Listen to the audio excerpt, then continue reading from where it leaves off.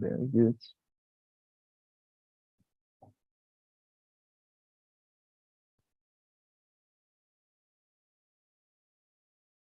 All right, there we are. Well, guys, we are live now, and it's time for us to share my screen and to start listening. Okay, to start listening to the several lectures we have prepared for tonight's class. Okay, so here we have the first lecture for you, dear students. So please, listen to this one. Okay, reproduce it for you. And well, as I do this, don't forget to take your notes while listening to this lecture and try to notice, as I say, every single main point that the professor mentions, accompanied by that illustration that he is surely going to display as well in his lecture. Okay, so listen, and then we're going to start with your responses. Now listen to part of a lecture in a sociology class. Let's consider the way sociologists use the terms culture and society. A society is a distinct group of people. A sociologist would say that people in a society are defined by their social interactions and the culture they share. Meanwhile, culture itself can be defined as that society's shared knowledge, beliefs, and expectations. Often people think of a society as something really, well, big. And sure, that's true. An entire nation, for example, will generally have some common thread of culture that defines it. The most obvious example is that citizens of one region generally speak a common language. But think about behavioral standards too. Like, what's considered polite or impolite?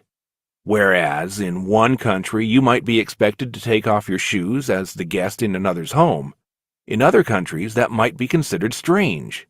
Cultural traits like that can extend over enormous populations. But a society can also be much smaller, much simpler. Take this class. Aren't we a society? We have social interactions with each other every week. And I think it's fair to say we have a culture of a sort too. Think back to what happened on the second day of class. Do you all remember?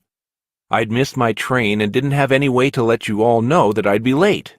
But in contrast to other classes, where students might have just headed home 15 minutes after the planned start time, each and every one of you waited the full 30 minutes it took me to arrive. That kind of set expectations, right?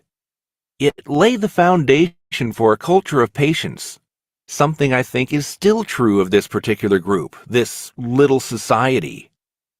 Using points and examples from the lecture, explain how a society can be a large group of people or a very small group. Beautiful. Well, guys, it's time for us to go and prepare our responses for these questions. You have 20 seconds for doing so. And here you have them. So please start, both of you, preparing those responses now.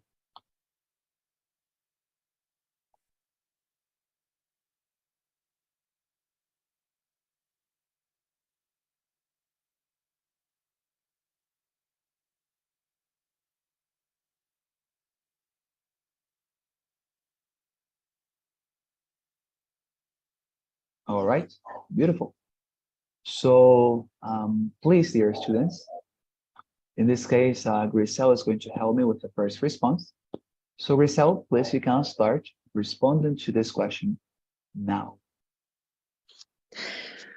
Well, it was a sociology class where the teacher talked about the society, and he mentioned that it is a social interaction and culture people share, people that is part of this society. It is all about beliefs and expectations.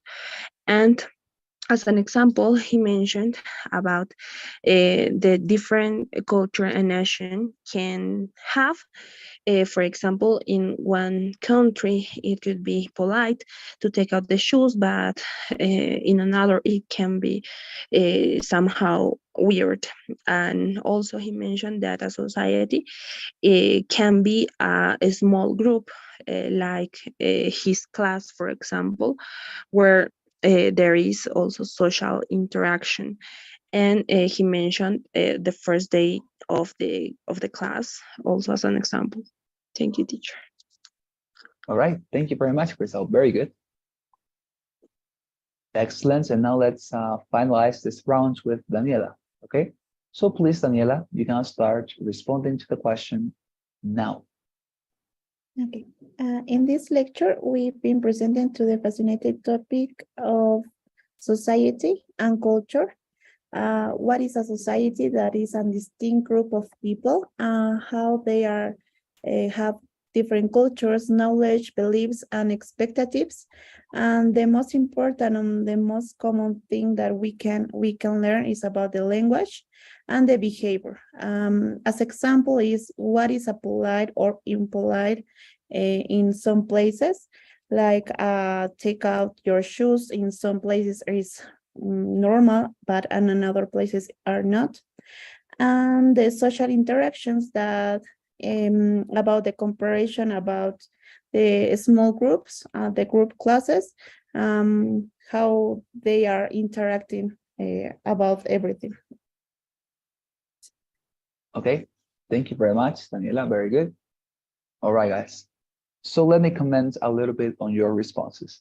So Grisel, I think that you offered a very good response.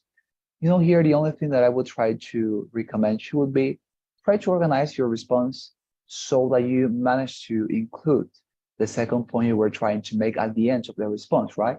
That in this case was the second illustration when the professor talked about his class and how he postulated that as an illustration of how societies can be little, that is to say, small societies, right? And well, as I said, that's a matter of calibration, that is to say, knowing at what point should you stop in your response when you're talking about the first point or the first illustration, so that purposely you are saving time for the second point and second illustration, okay? And that's something you do by practicing, okay? But try to do it in the next response. Try to spend a little bit less time in the first point and first illustration, and try to use that and save time for the second point and the second illustration, okay? Apart from that, great response. And Daniela as well, great response. Don't have anything to say with regard to the organization. Little commentary I have, when you talked about the word expectations, right? You said expectatives. That word is not how you would say it in English. It's expectations, all right? So, try to notice that, but it's a very, very common confusion. Don't worry about it. It's just expectations, okay? Instead of expectatives, expectations. Great, fantastic. Well, let us move on to another practice. We have several. So here we are. Let's go to this new lecture for you. Okay, great. Question number 2 for all of you. Listen to this lecture and start taking your notes. Now listen to part of a lecture in a physical science class. So, in the early 20th century, there was this big debate going on in the scientific community. Did very small stuff like electrons behave like particles? Or did electrons, these negatively charged things that whirled around the nucleus of the atom, did these electrons actually behave like something else? Well, for a long time, it was assumed that because electrons were discrete, because electrons seemed to be individual objects with specific energy levels, for a long time it was assumed that electrons were simply small particles. But then, the double-slit experiment happened. In the double-slit experiment, electrons are shot at a screen containing 2 long vertical holes. The positions of the electrons after they go through the screen are captured on film. Now, experimenters expected that the results of the experiment would be simple, because, well, they thought that electrons were like small particles. They guessed that the electrons that went through the 2 slits would create a pattern of 2 narrow bands, or lines, on the film. However, this is not at all what the experimenters saw. Instead, they were shocked that the electrons formed an interference pattern, one by one, on the film. Now, in other words, the electrons randomly scattered all over the film in a wave-like pattern, instead of collecting in two narrow bands and creating the pattern that particles would make. So, the double-slit experiment was significant because it forced scientists to rethink the nature of electrons. They realized that electrons, like light, have characteristics of both particles and waves. Like particles, they collected one by one on the film. But like waves, they formed a complex interference pattern on the film, instead of forming two neat lines. And the results of the experiment? Well, they're discussed, debated, and reproduced to this day. Using points and examples from the talk, describe the double-slit experiment and explain why the professor thinks that it is significant. All right, very good. So it's time for you guys to prepare those responses. Let me initiate your time. You can please start preparing them now.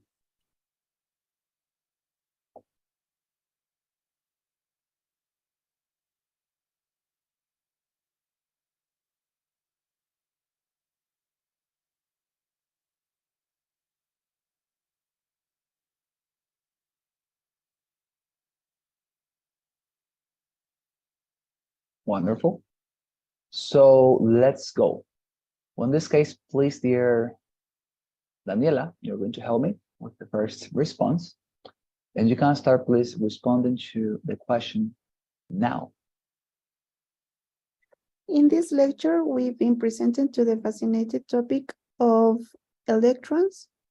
It talks about in the early 20th century, it was a important debate about the electrons are particles or something else.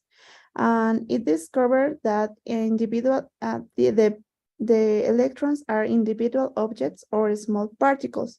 But in the screen, they saw they have two small particles, an interference with a pattern, and this was very significant because it's how the electrons are collected one by one.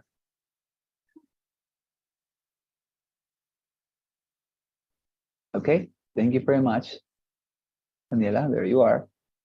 And let us move on with Grisel's response. So Grisel, please start responding to the question now. In this lecture, we've been illustrated with the topic of electrons. The professor mentioned a debate about electrons and how they discuss about it. At first saying that they are small particles and also individual objects. They behave like individual objects, but because of an experiment called the double stick, using two vertical holes, they discovered that these electrons behave with a pattern, and they call it the interference pattern, and because of it they rethink their definition of electrons. Sorry, teacher. That's okay, Grisel, don't worry. Thank you very much. All right, guys. Well, I think that both of your responses were fantastic once again. Yeah, this was a very interesting topic and complex as well, because physics, normally for lay people like us, it's a little bit complicated to understand. Nonetheless, I think that you managed to offer very reasonable summaries. Both of you included important information from the lecture, as you, of course, managed to understand it, right? Very good. Little thing just for Daniela, when you pronounce the word debate, right? So when you are saying debate, you say that way, debate, right? Debate. But apart from that, very good. Debate, right? Debate. Well, excellent. Let's move on to another one. Let's go to another lecture. Hope a little bit easier to understand. And well, as I say, everything is a matter of chance. Because on the exam, imagine you get a topic about, I don't know, art, right? Like normally, I'm not saying that art is less admirable or excellent than other disciplines. The only thing I'm saying is that when you're listening to lectures on that topic, of course that our lectures are not going to have very complex terminology or terms, right? Because at the end, in an artistic sense, I think that everybody is very well understood in our current society. But yeah, it could also be this type of topic, mathematics, physics. And if that's the case, you simply have to accept it and listen as good as you can so that you can prepare the summary, right? Anyways, as I always say, when you listen to something that is complex, simplify with your words. It's not always necessary to include the same type of terminology within the summary to make it right, to make it sound, and to make it, well, a good score deservable, a good score deserving, okay, response. So let's continue then. We have more lectures and let us listen to this new one. Now listen to part of a lecture in a literature class. Since the time of Aristotle, thinkers have struggled to define the nature of tragedy. You see, in classic literature, a classic tragedy is more than simply a story about an unfortunate occurrence. No, it's much more than that. A classic tragedy is a story about how a heroic person struggles to find happiness. But they somehow have a terrible flaw that negates the possibility of their happiness ever coming about. Nevertheless, tragic heroes will often accept responsibility for their downfall, admitting where they have been at fault. The audience experiences a sense of release or catharsis when they see the transformation of the characters and the nobility of their decision to accept responsibility in even the darkest circumstances. Aristotle believed that Oedipus Rex by the playwright Sophocles was one of the greatest tragedies ever written. It contained all the elements of a classic tragedy: an unsuccessful search for happiness, a tragic flaw, an acceptance of responsibility for one's faults, and catharsis. Oedipus is a heroic man who is quick-witted, strong, and ambitious. He sets out in the world to find happiness. However, his tragic flaw is pride. His pride leads him to kill a total stranger on the road. It also leads him to successfully answer the riddle of the Sphinx, a legendary monster. In gratitude for his achievement, the people of Thebes make Oedipus the king, and he marries the widowed queen of the city. However, a plague soon comes to Thebes, brought on by the anger of the gods. Oedipus eventually finds out that he is the reason for the plague. The stranger that he killed on the road was his father, and the woman that he married was his own mother. The play ends in sadness and disaster as Oedipus blinds himself and his mother commits suicide.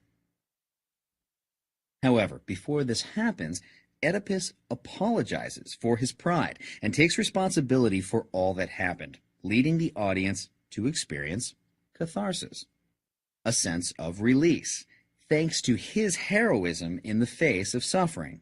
No wonder Aristotle praised the play so highly. Using points and examples from the talk, explain why the professor thinks that Oedipus Rex meets the definition of a classic tragedy. Very good. All right, guys. So time for us to go and respond this one. Very interesting historical excursus. But anyways, let's go and prepare the responses. You can start doing so now.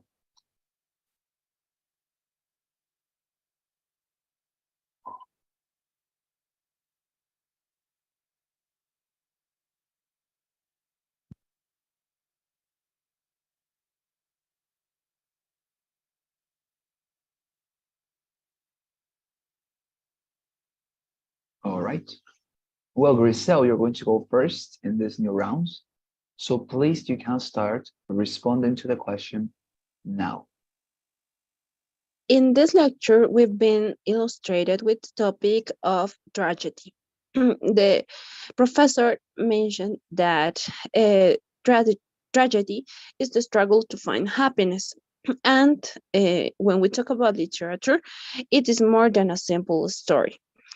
And he explains the process of a tragedy. For example, when the main character at first is not responsible of his or her actions, but there is a point where there is a catharsis, and he or she starts to take the responsibility of these actions. And one example about it was the story of Oedipus, who struggles at first because of his pride, but then he apologizes for his pride.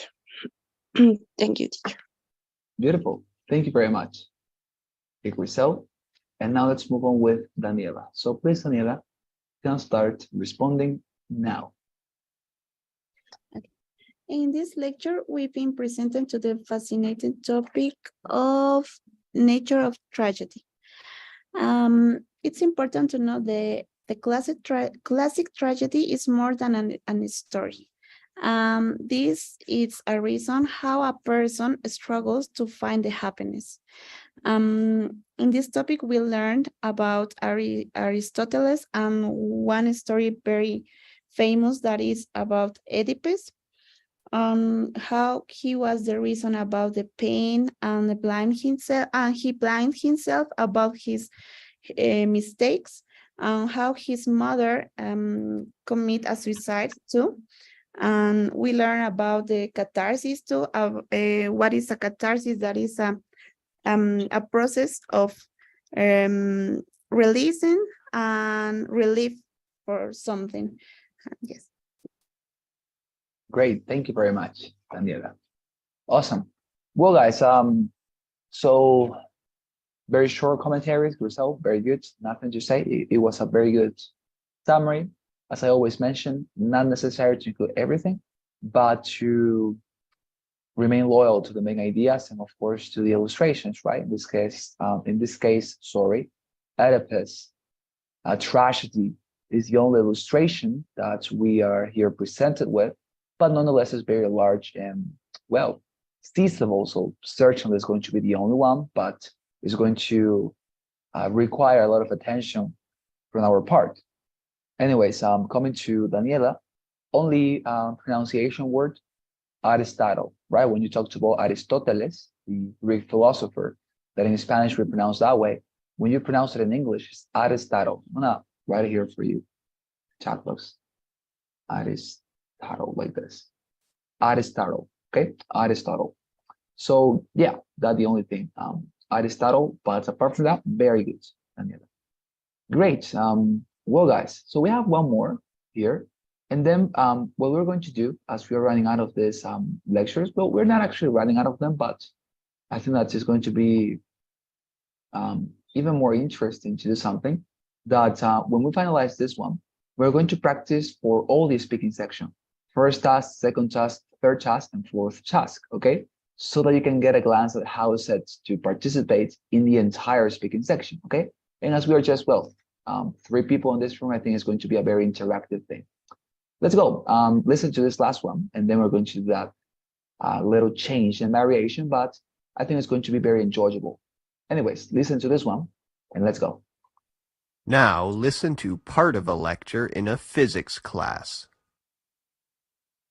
Have any of you wondered how exactly planes are able to fly even though they're so much heavier than air? There are actually a couple of ways we can answer that. The first way, the easier way I think, is based on Newton's third law. That law says that when you push something, there is push back. So think about a wing. It's slanted up, right? The front of the wing is higher than the back. And as the plane moves through the air, that air goes under the wing. It gets pushed down by the slant. And when that air is pushed down, as we said, it has to push back. It pushes up. So there's a lot of air getting pushed down by that angle of the wing.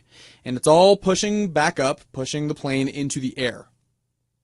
The second answer has to do with something called Bernoulli's principle, which is about how fluids work. And when I say fluids, that includes gases too, not just liquids. This principle, it says that as the speed of a fluid, in this case air, as the speed of the air decreases, pressure increases.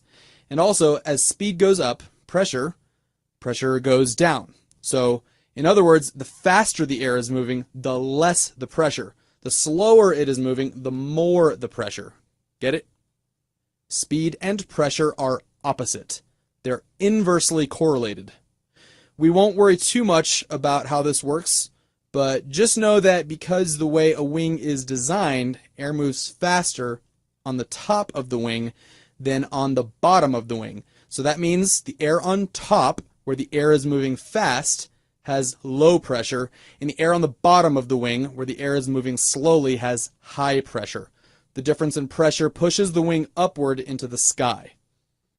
Using points and examples from the lecture, summarize the two explanations of how planes are able to fly.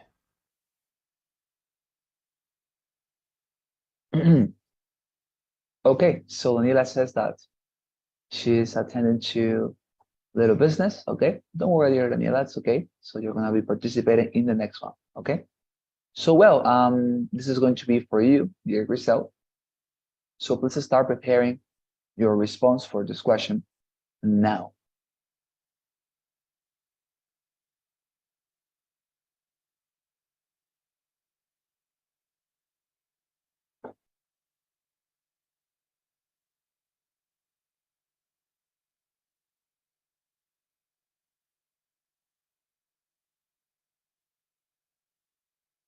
Okay. So please, dear Grisel, you can start responding to this question now. In this lecture, we've been illustrated with the topic of how planes are able to fly. There are two main reasons or two main ways that the teacher explained. The easier explanation is the third Newton law that talks about push and push back. Well, it says that the plane go in the opposite way of the wind, and also it is all because of the moves of the wings of the plane. And the second uh, way he explained it was the Bernoulli's principle, where that says that there is a relationship between the speed of a fluid, in this case the air, and the pressure. When the speed goes slow, sorry, teacher. I could Okay, manage the time. Sorry. it's okay. Don't worry. Thank you very much. All right, awesome. Yeah, and this was a complicated lecture. At least from a lay perspective, as I say, physics has always been a difficulty. So, anyways, this was an interesting question, anyways, to listen an explanation about. But great, I think that your response was very good. As you said, maybe you didn't have enough time to talk about the second principle that helps us to explain this phenomenon, the capacity of airplanes to elevate and fly. But nonetheless, well, that's, as I say, a matter of practicing this more and calibrating and always making sure to be, I don't know, maybe a little bit covetous in the sense that if we know that we're having trouble to include the second point, better if you always try to make the first point shorter, just in case, we don't have enough time, as I say, for the second point. And later, if you find out that when you talked about the second point and you still have, let's say, 15 seconds, then you come back to the first point. It's totally fine, as I say. But better if you always try to include the 2 points. And I think that a very good manner to do so is by always spending a little bit less time on the first point and illustration and jumping directly to the second one. And if you come to have extra time at the end, come back to the first one if you didn't say everything you had to say about it. Okay. Well, anyways, very good. All right, guys. So let's do what I told you. Let us go and practice for all the questions. Okay, like for the first one, the second one, the third one. So here I'm gonna write for you a question for the first for the first type of question. You remember the first task of the speaking section, right? It's a personal question. In here, you can actually express your feelings, express your opinion, your data, your knowledge, etc. Just let me show you once again this quickly for you to remember. In the first question, what we do when responding is to preface the response by saying with regard to the topic, and here you offer your opinion, right? Then you say because of the following reasons, and you start to give your argument and illustration, and a second argument and illustration. Okay, you know how to do this. We have practiced it several times. So let us practice it once again. I'm gonna here write for you a question in the chat box, and it's going to be this one. All right.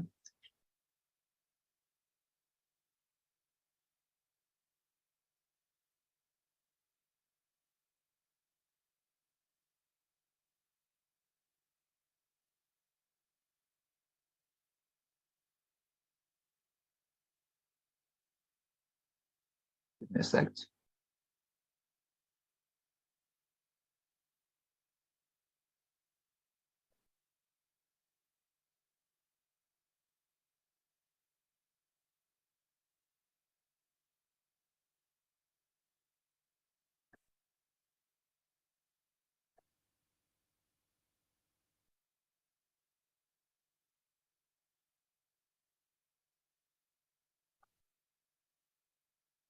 Okay.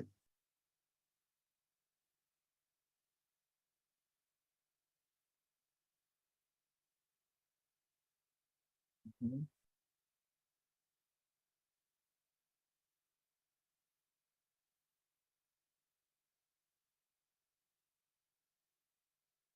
All right, so I'm gonna send this to the chat box. There you have your question. And I'm also going to send it to the WhatsApp group. Okay. Very good. Here you have it. So this is the question for this first task. Okay. It says some people prefer to drink coffee for breakfast. Meanwhile, others prefer to have tea when having this meal. Which one do you think is better and why? Okay. That is going to be your question for this first question of the first type of question we're going to practice, independent question. Okay. So, well, as you know, for this question, you have 15 seconds to prepare the response. That's a very short time, I know. But, well, at the end, that's how it works, right? So let us enter the chronometer. And please, all of you dear students, enjoy your 15 seconds for preparing those responses, starting now.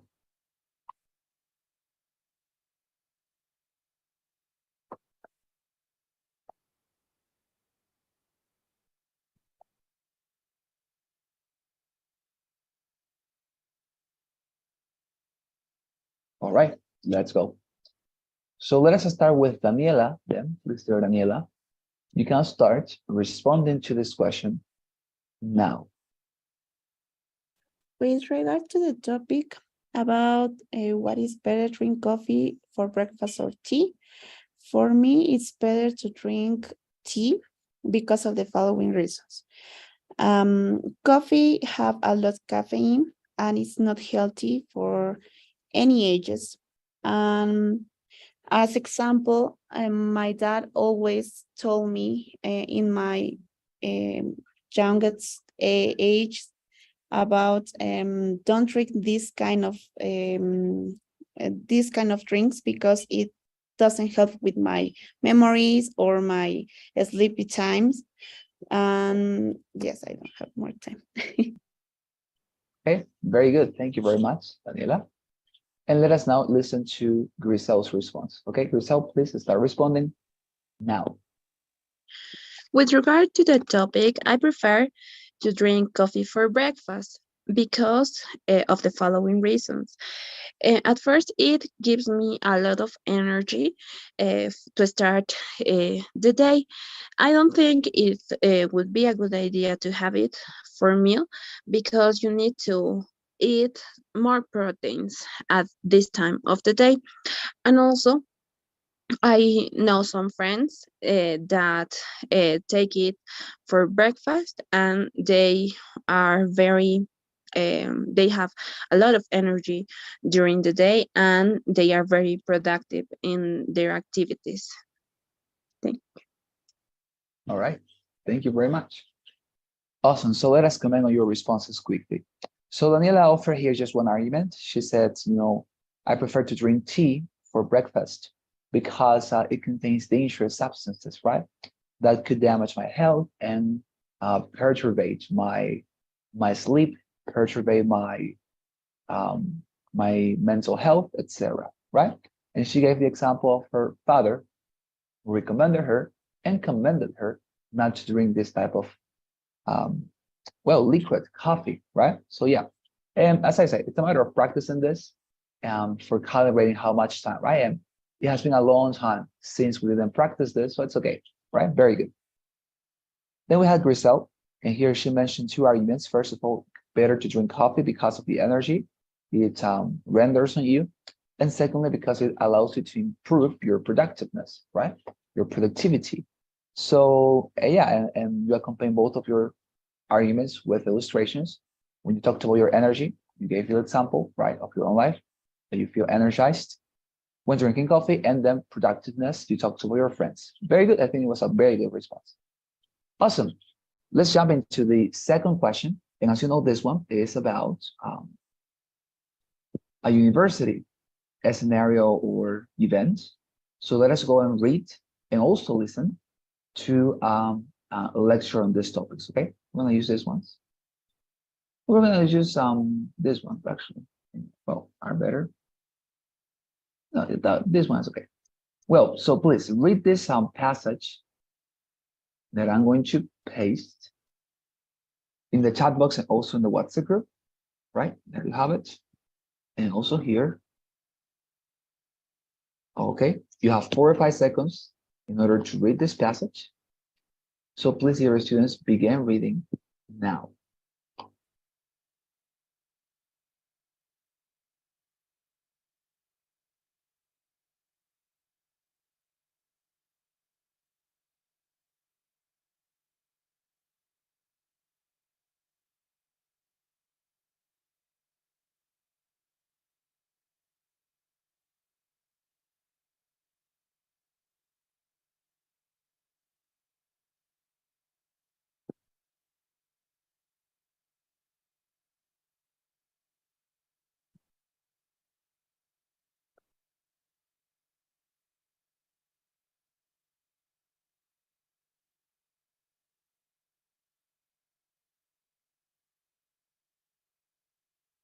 Great. So now please, both of you listen to a conversation of 2 students on the same topic. And don't forget that for this question, this is the template, right? I'll show it to you. To begin with, in the reading passage, and here you start to summarize very briefly and superficially, if you remember, the reading passage. And then, second step, on the other hand, right, and here you start summarizing what the main speaker of the conversation said. Just the main speaker. Remember, the person who offers his or her opinion and, uses some illustrations to talk about it, right? Concentrate on that person here. Okay, you know how to do this? So please, let us go and listen to this lecture. Oh, sorry, conversation. Now listen to 2 students discussing the announcement. So did you hear that the university is cutting its transportation budget and ending all bus service? I did hear that. But it's no big deal, right?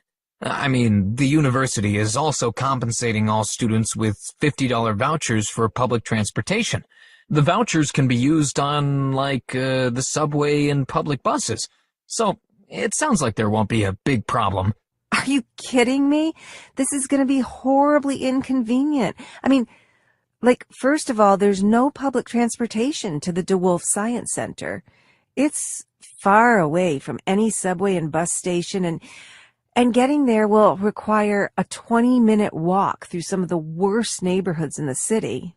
I guess that will be a problem for some people. But try to look at it this way.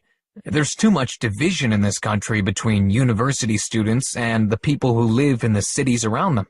Won't this encourage a spirit of togetherness, like when we're all using the same public transportation? But actually, I think that this policy, that it won't help create much new interaction between students and city dwellers at all. Why not?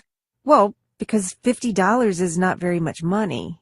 I mean, it'll probably only cover about a month's worth of subway or bus passes. I mean, most students won't be able to afford to take public transportation, so with students forced to walk everywhere, I just don't understand where all of this great new interaction is going to be happening. The female student expresses her opinion about why she disagrees with the university's new policy.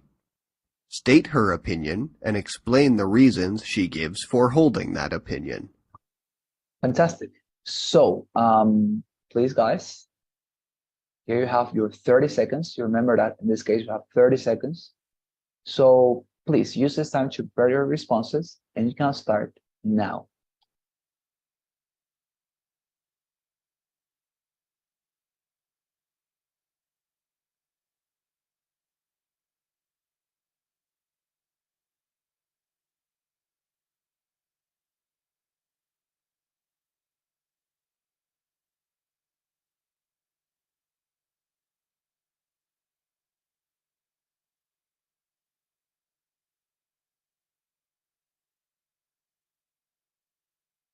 All right, there we are. So please, dear Daniela, help me out with this one, and you can start responding to the question now. Okay.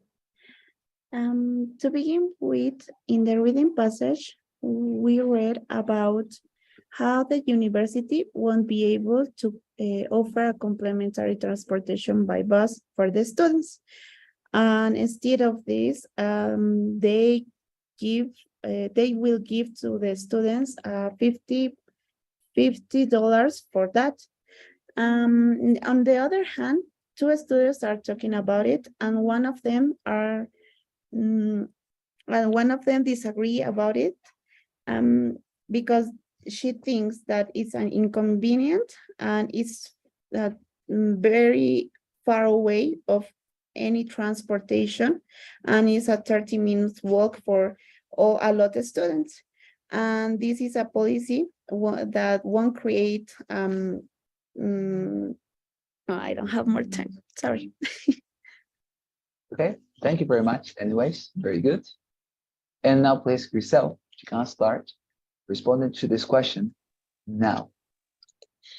To begin with, in the reading passage, it was mentioned that the university won't be able to offer the transportation to the students. Instead of it, they will offer us a $50 vouchers for them to transportate in subway or in buses.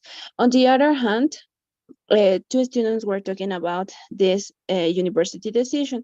One of them was not agree with it because she says that it was horribly inconvenient, because the bus stations were too far from the university campus, and also you are located in the worst neighborhood in the city, and also this amount of money is not enough for students, so they would need to walk in order to get to their destinations.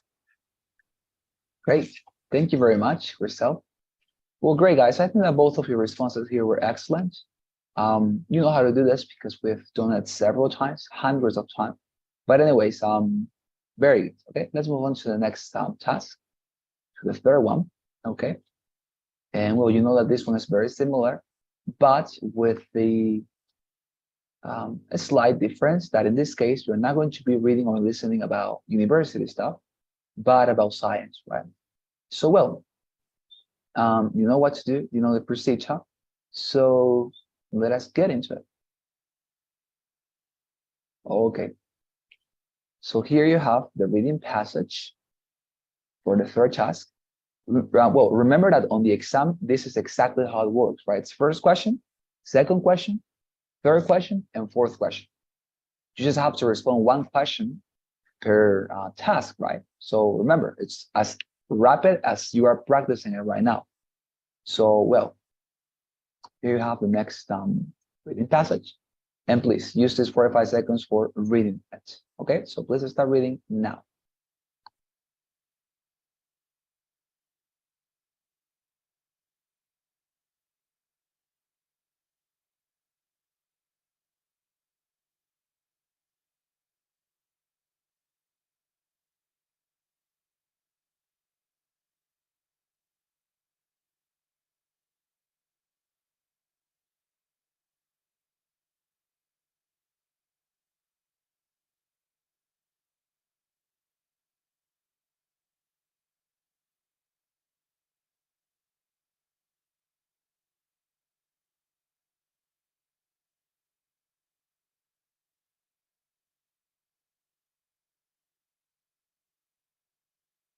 Okay, well, guys, now listen to a lecture on the same topic. Now listen to part of a lecture on the topic you've just read about. The idea that altruism is a uniquely human characteristic that cannot be found in nature might be popular among certain philosophers, but it really has little basis in fact. Actually, altruism is relatively common in the animal kingdom.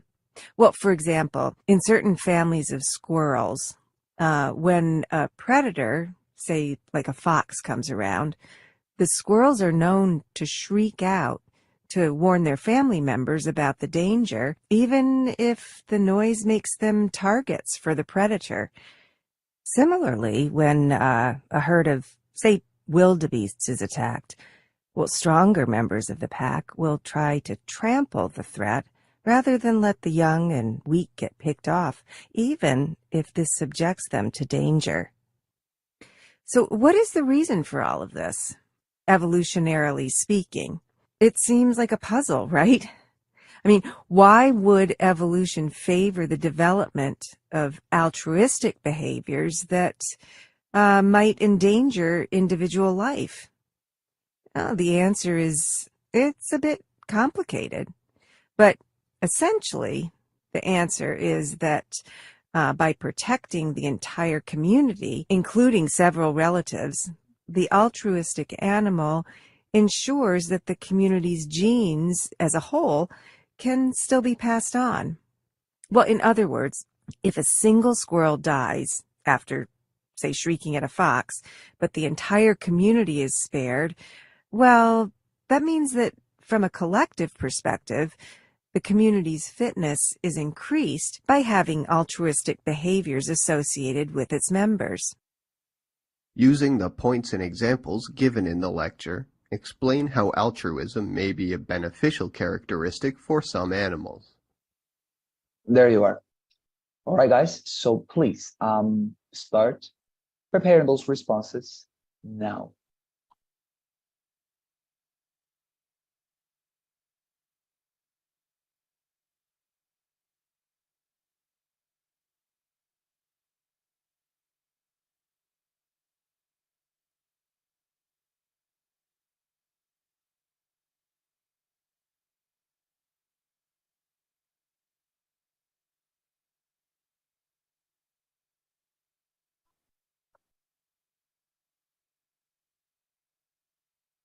Awesome.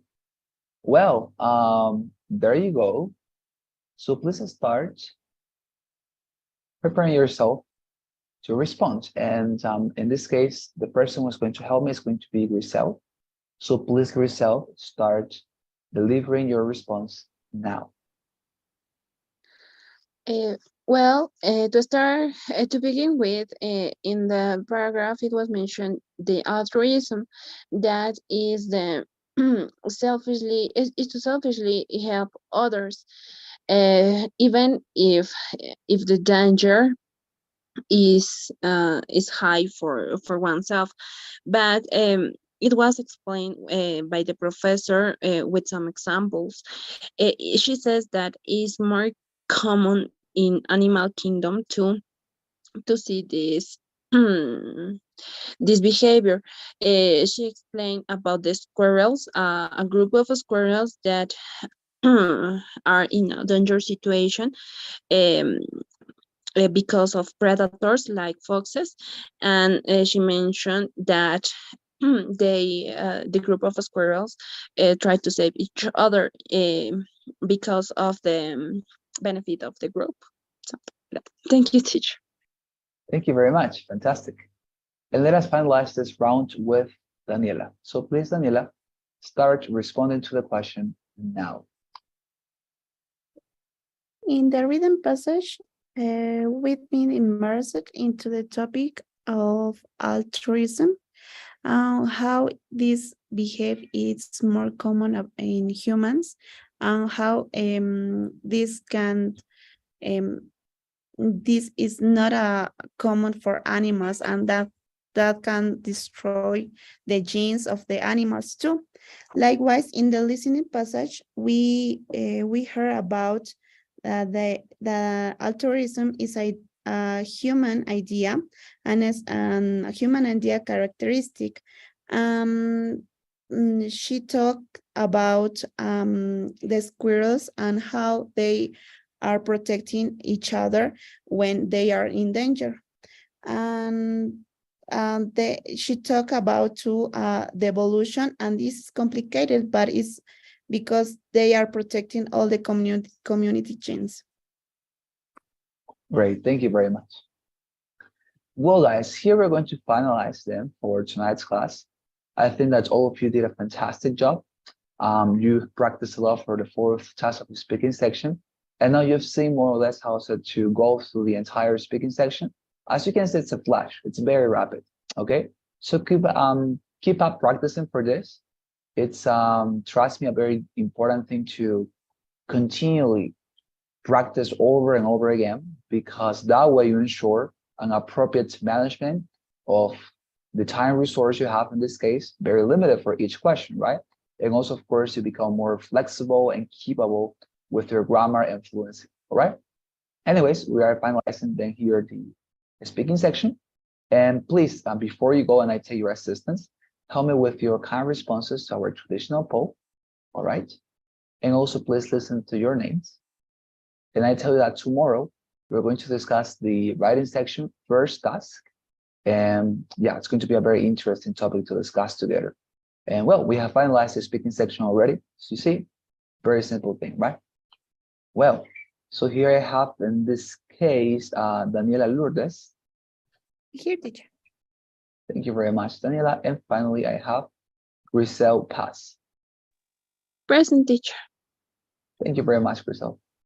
Well, guys, then I see you tomorrow in order to start with that part of the exam, the writing section, task number 1. And thank you very much, okay, for your kind responses. Yeah, Grisel, you have a question, Grisel? Yes, teacher. I wanted to ask if the next week is going to be the last week of classes. Am I right? Mm-hmm.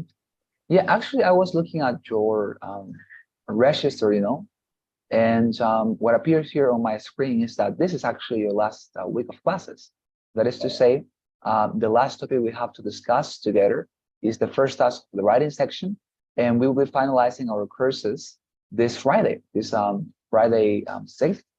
This will be our last class, and we will be practicing for the writing section task number 1. But yeah, we are about to finalize the classes. Oh, okay, teacher. Thank you.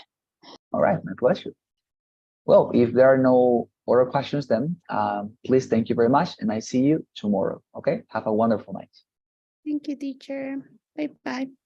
Thank you very much. Bye-bye.